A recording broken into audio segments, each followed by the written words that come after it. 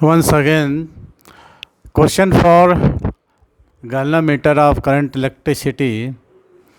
Question का statement है moving coil galvanometer of resistance 100 ohm shows a full scale reflection for a current of 1 milli ampere. 1 milli ampere में 100 ohms का resistance है, galvanometer का full scale reflection देता है। The value of resistance required, the value of resistance required to convert this galvanometer into a meter shows full scale deflection for a current of 5 milli ampere. ठीक है, देखिए यहाँ पर current को मिली ampere में है तो उसको एम्पियर में चेंज करना है।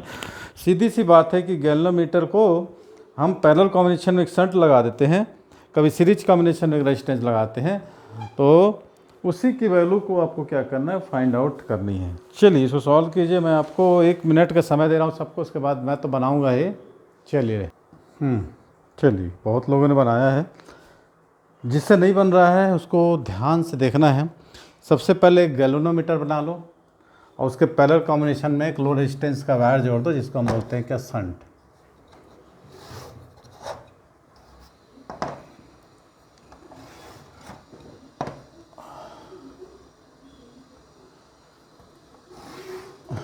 ये बन गया भैया हमारा सर्किट, ये बन गया हमारा सर्किट। ये हो गया शंट, ये हो गया गैल्वेनोमीटर, ये हो गया करंट।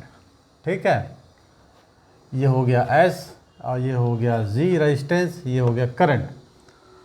अब क्वेश्चन को आप लोगों ने पढ़ा है, उसको आप ध्यान से देखिए कि कम से कम 5 ओम मिली एम्पियर, तो यहाँ से 5 मिली एम्पियर करंट आने को कह रहा है। ठीक है, तो देखिए दोनों पैरेलल कॉम्बिनेशन में होगा तो इसमें क्या होगा, दोनों की वोल्टेज इक्वल हो जाएगी। अब आपको ऑलरेडी इसका रेजिस्टेंस दिया हुआ है, the moving coil galvanometer of resistance 100 ओम, दोनों का पोटेंशियल समान होगा, है ना। करंट की वैल्यू अलग अलग होगी, तो Vs is equal to Vg, तो Vs कितना हो जाएगा, Is into S equal to ये कितना होगा, Ig इंटू जी। ठीक है, to convert this galvanometer ammeter showing full scale current is, आपको करंट क्या करना है, फाइंड आउट करनी है। ठीक, तो अब देखिए करंट जैसे ही आपको कन्वर्ट होता है तो कितना करंट इसमें से पास होगा, है ना। 5 एम्पियर का करंट है, 1 एम्पियर करंट, देखो for a current of 1 milli ampere, तब यहाँ से 1 मिली एम्पियर करंट पास हो रहा है ना, तो यहाँ पर कितना हो जाएगा, 4 मिली एम्पियर। बस आपके सामने क्वेश्चन तो साइट है, तो आप निकाल लो इसको। ठीक है, शंट का रेजिस्टेंस आपको फाइंड आउट करनी है ना, निकालो। यहाँ Is कितना है, 4, इसको कर लो 4 इंटू 10 का पावर -3, इसको कन्वर्ट करेंगे तो वैसे ही हो जाएगा।